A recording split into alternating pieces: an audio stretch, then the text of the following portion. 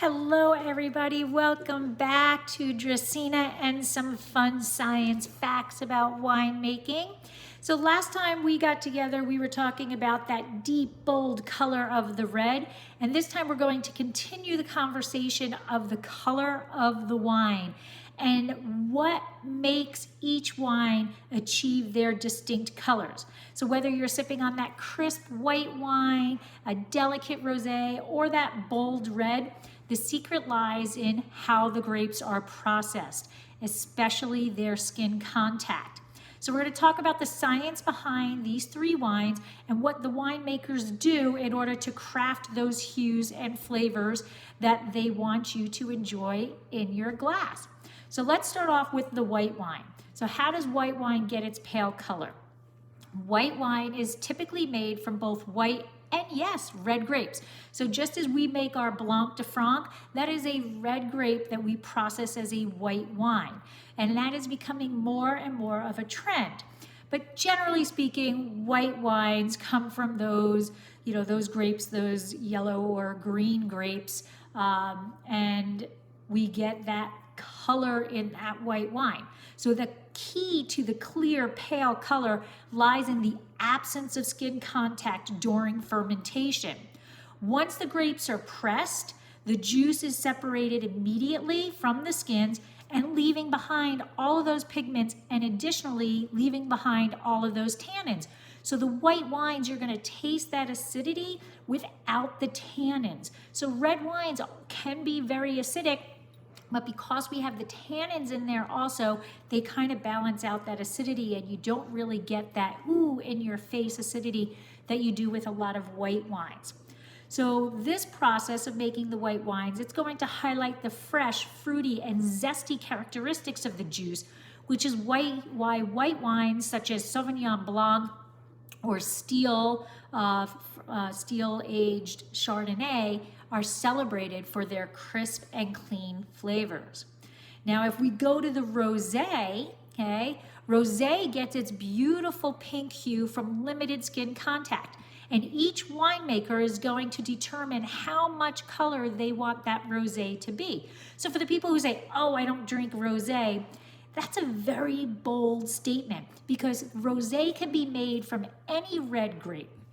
So a rosé of Grenache is going to taste very, very different than a rosé of Zinfandel. And leaving it on the skins for 8 hours is going to produce a very different wine than leaving it on the skins for 24 or 48 hours. So during the winemaking process, the grape skins are left in contact for only a few hours or to the couple of days, depending on what that winemaker wants. The brief interaction gives rosé the signature blush color, which can range anywhere between pale salmon to very, very vibrant pink. The result is a light, refreshing wine that combines fruity notes of the red with the acidity and the brightness of a white wine. So it's kind of like the best of both worlds.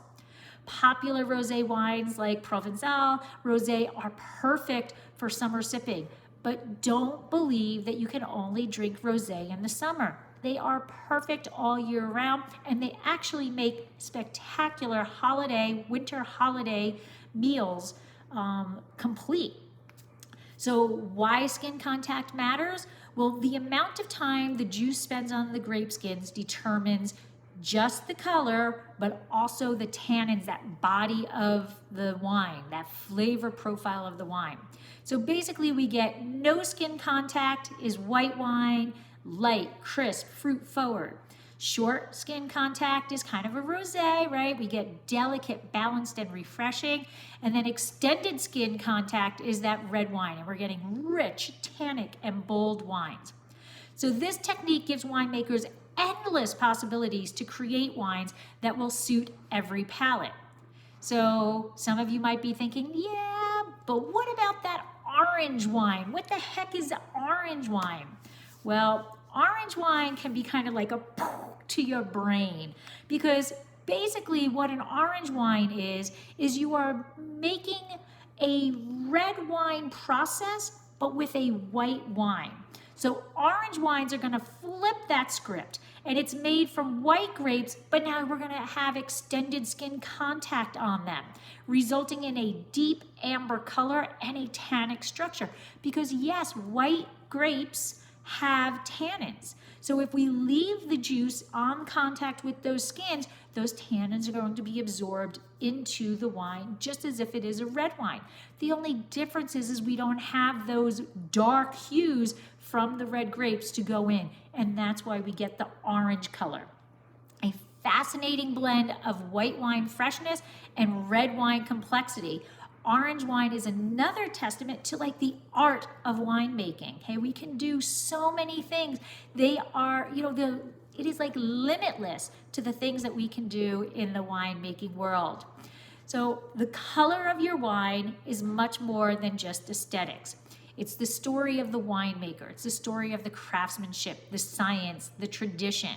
Whether you prefer that crisp white wine, the elegant rosé, intensity of a red, or that mind-blowing orange wine, there is a glass of wine perfect for every mood and every occasion. So tell me, what's your favorite style of wine? See you next time. Slancha.